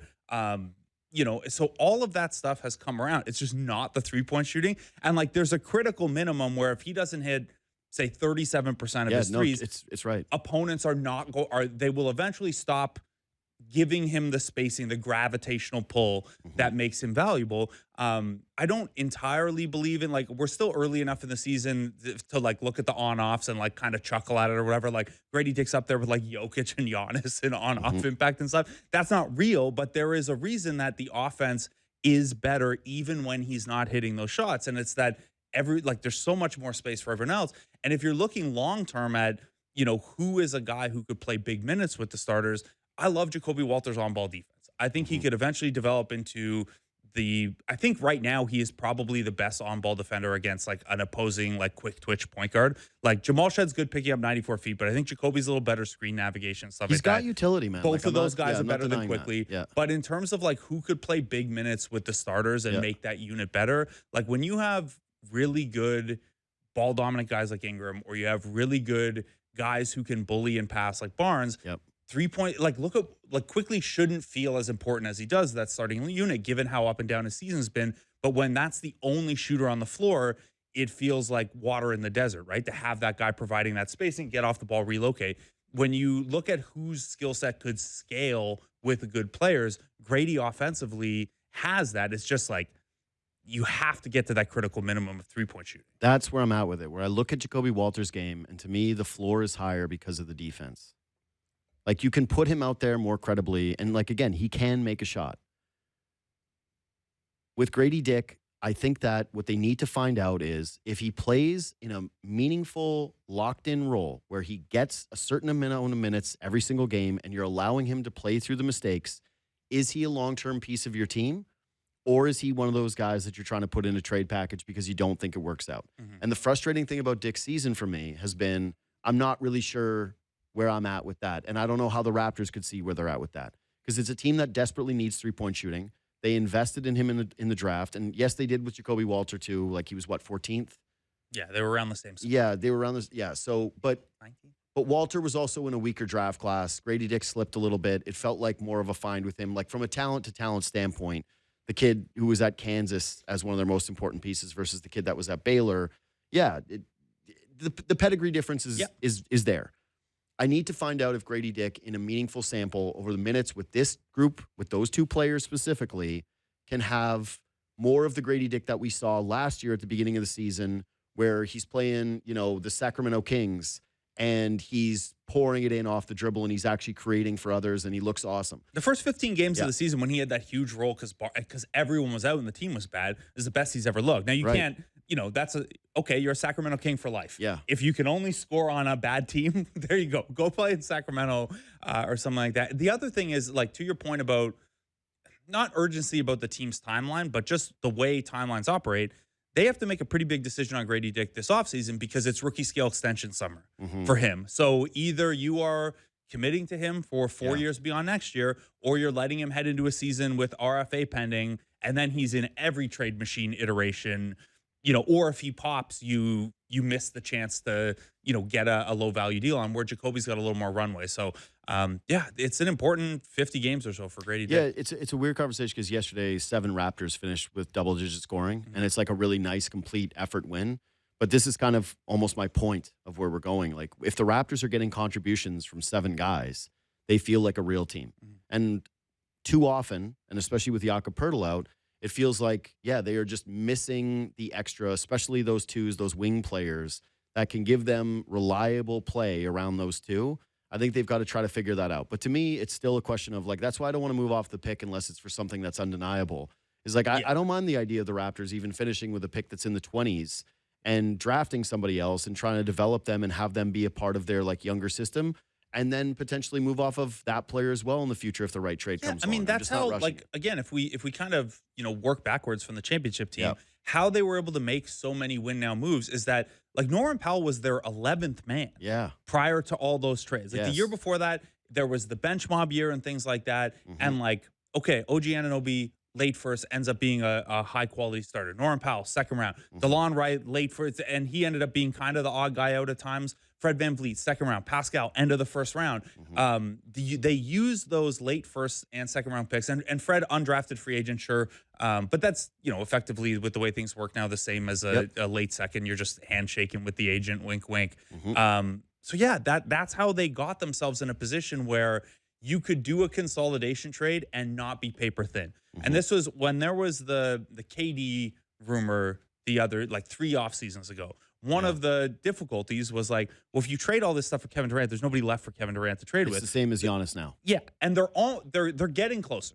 They're getting closer, but when Norman Powell is your 11th man, that's when you have the obscene depth to make a couple consolidation trades and get you there. So I think that's an important thought, is like, you don't want to be, you're not close enough that a pick gets you to championship contention, right? Like, that guy's not hitting the market this year. So continue to build, continue to make sure you have that depth. If you want to move a pick a couple years down the line with some protections, thinking, hey, all these guys are in their prime now, maybe that's fine. But yeah, I think it's a little too soon to move off of this year's pick when there's still the chance they end up in the play-in and stuff like that. To be honest, really, when I look at the roster in terms of trades that you could make in the immediate future, I'm pretty reluctant to give up on the pick, as especially a sweetener in a deal for someone that I'm not crazy about. To me, really, there's 2 guys that the conversation centers around. One is RJ Barrett, just because of what we've already discussed. The other is, I don't know if it's because of what they traded for him. I don't know if it's because the team looks good and he has been up and down, so he fits in as more of an obvious whipping boy. But it feels more crossroady with IQ than I think it should. And even though he's not really my cup of tea, like, even when they traded for him, I took heat for being like, I don't really like the contract, and I don't really view him as a starting point guard in the NBA that's of the ilk of some of these other guys. There was reason to buy in, right? Like, I didn't mind the idea around the trade. But if you do look at his contract, the one nice thing about it is that it stays at $32 million a year. It's flat. And so do I really want to get too urgent with quickly in one of the early years of this contract before seeing what else he can do around the team? And like you mentioned, the thing about the shooting and their ball handling, and I'm just patient there too, unless there is a player for player trade that another team looks at quickly and is like, we actually think we could get better out of him. And the Raptors looked at it and said, we actually think we could move off of this money and get a guy that's a better fit.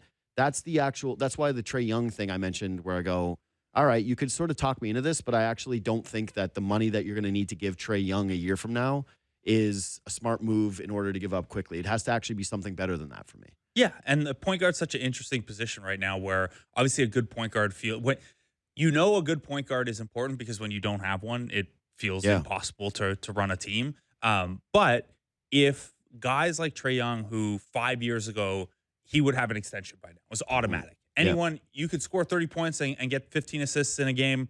Here's a max extension until you're 35 years old, whatever. The fact that not only is that not automatic now, but when you read, Bobby Marks is on our show a little bit later. You have him on all the time. When his ESPN write-ups about Trae Young rumors are like, yeah, well, the $49 million player option is like a bit of a hindrance, where I feel like 5 years ago, teams would have been like, oh, Trae Young at $46 million and we'll auto extend him. Even with a rising cap, how point guards are valued right now has shifted a little bit. So, there's an element of waiting to see how that plays out. There's an element of, if you turn quickly into a slightly better player who costs 40% more, is that a net positive? No. You also, like, if you're doing the thing and the Ingram logic where you're like just getting incrementally better and being advantageous in the trade market, does selling low-ish on a guy before the value of the deal come around make a lot of sense? I'm just Again, if the right guys there, if the Bucks are like, here's Giannis, we want IQ in the deal. That stuff is obvious. No, I'm talking about something that's more realistic. Yeah, something where, again, it's a challenge trade for both teams. Yeah. And they are looking at IQ as a real asset, and the Raptors are looking at it and saying, okay, actually, we do think that we're getting a materially better player. Yeah. That's when you start to talk yourself into being there.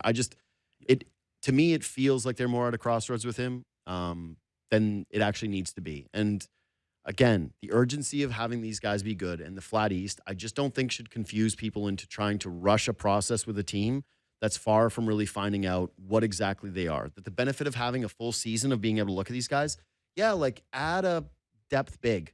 I think that's just a clear and obvious need. Like they signed Mo Bamba, and the back stuff with Pirtle now has reached a point where you go, all right, this is not going to be reliable this year. Like there's never going to come a point in time, I think, this season where Jakob Pirtle is going to step onto the floor and you're going to be going, that's settled and sorted, and now he's back and everything's completely fine. I just want to see the full year with this team and then get into the offseason, and that's the time where they decide to do the work of what didn't work and what did work with this team. It's fine that we ended up being, knocked out in the second round of the playoffs. We got exposed by the Knicks, but now we actually found out what the problem areas of the team are. Sort of like, but do it, act on it this time. The playoff series against the Sixers. Yeah. Where it was like, and I know Van Vliet was hurt, blah, blah, blah, but it just, that series so illustrated to everyone, like, this timeline, this dual timeline thing is not going to work. You got to be doing something now. And instead of it, they decided to keep running it down the road, and it cost them. So hopefully they can figure it out with another second half and with a playoff run. Anyways, quick break. We'll come back and we'll hit what we missed. Yeah, before we do what we missed, I got to ask Blake about his Jacksonville Jaguars, because this is my thought for you. Being a Jaguars fan, the one good thing about it is that everybody's kind of sympathetic towards you, that they kind of root for you, because it's like, no offense, never done anything. There's nothing polarizing about the Jags. You're not threatening whatsoever. No, but it's like, who's mad at you? Texans fans? Like, get out of here. There's never been a moment where you guys have become the team that people hate. Everybody loves. Who doesn't love Fred Taylor? Right? Mojo. Yeah. 5'0" running back. Yeah. Who didn't love Blake Bortles talking about how every morning the first thing he does is piss? Who didn't enjoy a little Blake Bortles, right? It's just, and I think Trevor Lawrence has probably taken some barbs, especially from people like me who are like, yeah, man, show me something. Like, God, eventually. Now he is. Now they're balling. They're playing really well. And now you are a threat. But now you make the playoffs, and your reward is you get to play Josh Allen and the Bills, the fan base in which is by far most populated by people in the GTA. We have a bunch of mutual friends who cheer for the Bills. And now, like, you'll be hated. You're a guy who likes to be liked. Like, for me, Seahawks beat the Niners, and I'm going into our boss's office because he's a big Niners fan. He's on the phone. I'm like, I'm going to wait to talk trash to you and make you mad at me. That's not your MO. You're not a trash-talking fan. You don't want to go around and shoot that noise.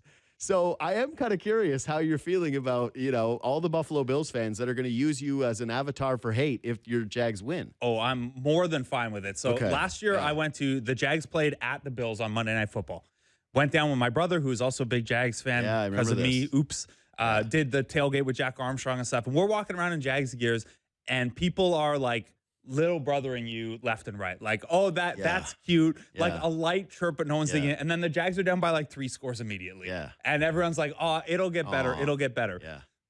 I'm looking forward to this because also the only really, so Trevor Lawrence in 2022 had that crazy comeback against the Chargers. They got down 27-7 in the first half. He threw 4 picks, but they came back. And then they hung in with Mahomes, and he led 2 fourth-quarter scores. But that's it for Jags playoffs for a really long time. Like, I've had nothing. No, and you got robbed by the Patriots. Yes. Yeah. But you know what preceded that? Was Blake Bortles defeating the Buffalo Bills in 2017. So I've had a couple people on social media get a little chirpy about like, oh, yeah, nice season while you had it. And I'm just like, all right, this was the thought in 2017, too, when the Jaguars were a much not worse team. They had a really good defense that year, but like Trevor Lawrence is better than Blake Bortles 2017 was. Yeah. And I need to see it from Lawrence. in the playoffs, you want to see it against Josh Allen stuff. I know the Bills have the second worst rushing defense, so it'll probably be a more run-oriented game, but you still want to see your guy against a... No, I think you guys are going to have to score. Yeah, and I want to see that from Trevor Lawrence. Yeah. I want to... If you and I have come around on him, and the advanced metrics have come around on him, and the analysts have come around on him, this is the hurdle. Yeah, I got to see him against a really good quarterback in a playoff environment, because when we saw it in 2022, it was like a happy to be here thing, and he threw 4 picks in the game that he eventually had this awesome comeback. So I'm looking forward to that aspect of it. Isn't it so nice to be back in the playoffs? Like, even a Seahawks fan, I've been gone for a long time. It's so nice. So like football for me is like baseball and basketball are my job, and I love both those sports, and I love watching the Jays and the Raptors. That's the beauty and stuff. of football, is sitting down on Sunday. Yeah, and just football is the one I can just be like the football equivalent of just yelling "shoot it" at the power play. Yeah, it's so right. Like nice. I don't have to be smart about it. I don't have to know all the stuff. Yeah, I can just be a fan. So this is actually the one I don't mind being the bad guy for this one. I don't mind sticking to the Bills fans if the Jags win. Giving Jack Armstrong or Sam McKee or whoever a hard time about it if the Jags come out. So 2 more things on this. One is I think that this is a great game, and whoever wins is going to represent the AFC in the Super Bowl. I also think that it's more likely the Jags blow out the Bills than the Bills blow out the Jags. Mm-hmm. I think it's going to be a close game. I don't think it's going to be a blowout, but I just look at it and like, I could see more of a Jaguars formula with their defense and with their running game and the way that Trevor Lawrence has looked. God, how balanced their offense has been since the Jacoby Myers trade, which both you and I were kind of like, oh, that seemed like an overpay, and now he's been the key to unclogging all of this. Someone who doesn't drop every ball over the middle of the field. Yeah. Shocker how that helps the quarterback look better. But 2 is I'm a little worried that I will have to endure the pressures of being a psychic, because at the beginning of the year, right? Yeah. Week 1, I had a dream that the Jags were in the Super Bowl. And I texted this to Blake. I woke up and I was like, I don't know what this is. I had a dream that the Jags are in the Super Bowl. And you've been on it all year. We text most Sundays about the Jags, just lightly. But no, I'll watch the Jags. And I've had a horrible football season betting wise, especially the last 3 weeks. Like, there's just been something horrific. I blame your brother. I blame me, who is doing bad things all the time. And then I'm the classic gambler being like, of course I should have seen this come. I thought this before. And it's like, yeah, well, you didn't bet it. So shut up. I think if the Jags make the Super Bowl, then I kind of have to. I've always dismissed psychics. I've always dismissed tarot card readings, and it's always tough when I'm on a date and a girl starts bringing it up, like, what's your sign and things, card? And I'm like, oh. And I got. Okay, well, signs far from the psychic. Oh, it's the same thing. Same universe. It's the exact same. It's the exact same. I would give it. I do not believe in that stuff, even though. Like, I watched Marco Estrada pitch one time and didn't pee the entire outing because I was like, this is Lucky P, and I got people chanting Lucky P. So it's a little hypocritical, I will admit, but I've never really subscribed to it. But if I dreamed the Jaguars made the Super Bowl and they go to the Super Bowl, I think I'm clairvoyant, and I think I have to live with that now. Now every dream I have, I'm like, I don't know, man. Like, it's out there. You know what you sound like right now? When Charlie Crazy Day... person? No, when Charlie in Always Sunny is like, well, I do carpentry and I don't know my father. Am I the Messiah? Yeah, it's true. Yeah, maybe this is blasphemous that I said this. You're going to have stigmata on Sunday at 4 p.m.? All I'm saying is if next year I dream about a team going to the Super Bowl and the Jags go to the You're Super Bowl, going broke. Oh, God, am I ever putting a ton of money down on it? And I do have a Jags future bet. There you go. Yeah, and I bought it early. To win it all or just to get there? Just to get to the Super Bowl. Just to get AFC winner Jags. I bought in like week 5 or 6. It was when they started to heat up a little bit, but they were fraudulent. And I was like, I don't know. They got the Chiefs win where Lawrence falls down and it looks fake. But I will say the reason for the bet wasn't so much the dream. The reason for the bet was more predicated around I didn't really I loved the Colts, but I never really believed in the Daniel Jones thing. And I thought you guys could win the division. And I was like, they could be division winners hosting a playoff game, and their odds were insane. So I was like, all right, I'm going to throw a little penny on this. I also have Drake May MVP, and so I'm going to be really pissed off when they give it to Matthew Stafford when he shouldn't be the MVP. I'm I watched Bill Simmons do a rant on it, and I was like, like I was a Patriots fan because I have money on it. Here's the thing. As more of a fantasy player than a gambler, Drake May having 5 touchdowns in the fantasy football championship week, he's the MVP. He won everyone who owned Drake May their fantasy league. I just can't believe that he could win the MVP being the 5 seed in the NFC. Like, it doesn't sit right with me. Anyway, what did we miss? Do you guys think Tom Brady, just last thing, do you guys think Tom Brady promoting Stafford as the MVP has anything to do with I think that's a big part of what. Nah, I kind of like that. I like that take, but I will say that I actually feel more like Stafford's getting the MVP push because he needs it to make the Hall of Fame. If he's a 2-time MVP with a Super Bowl, it's like he's going in. If he's not, it's sort of like, he's on the cusp. Yeah, and it's a gold watch MVP. Yeah, it's like you're giving him that. So, and I think people look at Drake May, he's young, and they're like, oh, the Patriots this, and they're probably going to give, they might give Vrabel the coach of the year, whatever. Like, I don't know. That kind of feels like it for me. What did we miss? Yesterday, DeMarcus Cousins was on the Run It Back show, and they got a caller saying, would you trade Canadian Dylan Brooks, if you're the Lakers, would you trade Austin Reeves for Dylan Brooks? And Boogie was like, in an instant, you loved it. You texted me. You're like, did you see this? What'd you love about it? Okay, so first of all, it's Leafs game day. Score a Popeyes chicken sandwich for only $6 in classic or spicy. Make it your new game day tradition. Get your $6 sandwich at a Popeyes near you. I think that people don't give Dylan Brooks enough credit, and that this was actually illustrative of the way that the league is looking at him now. And I watched the Thunder play the Suns, and the Suns won. The Thunder stink now. They lose to everybody. They've fallen off the rails. But even still, Dylan Brooks was incredible in that basketball game. And the point they were making is like, he's a culture setter. Love him or hate him.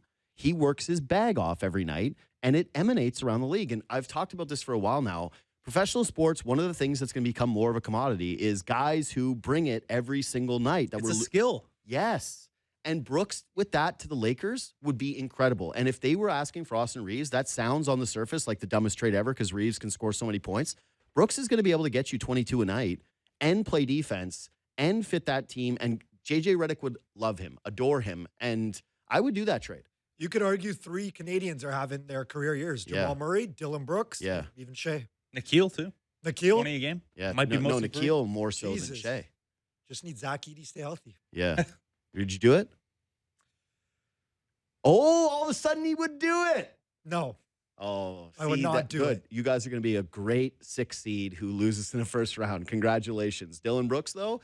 And how fun would it be watching Dylan Brooks and LeBron and all of a sudden their teammates? Like, God, it would be worth it for that alone. For sure. But I don't think LeBron has that Kobe thing where he wants to play with his enemy. No, I don't think so either. Part 2 of the LeBron yelling at J.R. Smith thing when Dylan Brooks gets a technical in the clutch. I'm so happy that the Dylan Brooks discourse has reached this level because awesome. I love Dylan Brooks. Minus the ducking LeBron time. That was tough, but we don't acknowledge that anymore. All right, we'll see you tomorrow.